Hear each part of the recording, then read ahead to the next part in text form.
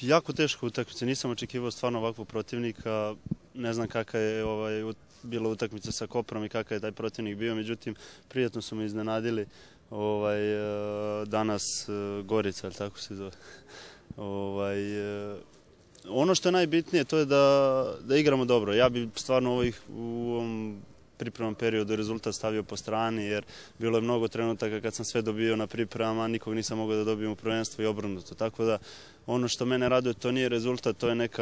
neka igra gde vidim da mnogo bolje izgledamo nego što je to bilo ranije. Bilo je stvarno prelepo. Bili uslovi, menjali smo možda malo podlogu i to je uticalo na neki igrači, možda nisu trenirali dovoljno, međutim ono što je jako bitno, odradili smo to sve što smo hteli, odigrali smo te pripremne utakmice, opet kažem, izgledali smo mnogo bolje nego što je to bilo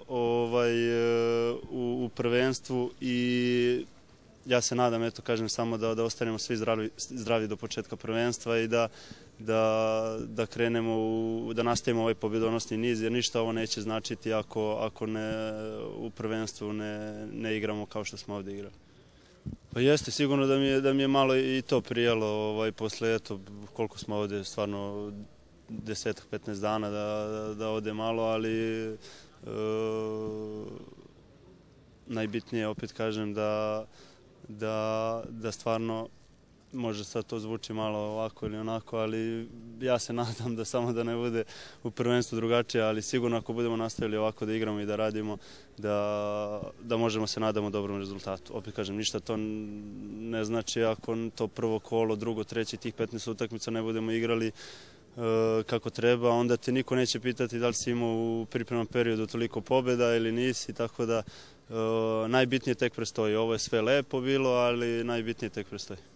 Ja se iskreno nadam i svi mi u klubu, tako da sad ne bi stvarno da pričam uzet ćemo titulu 100% ili ne znam šta.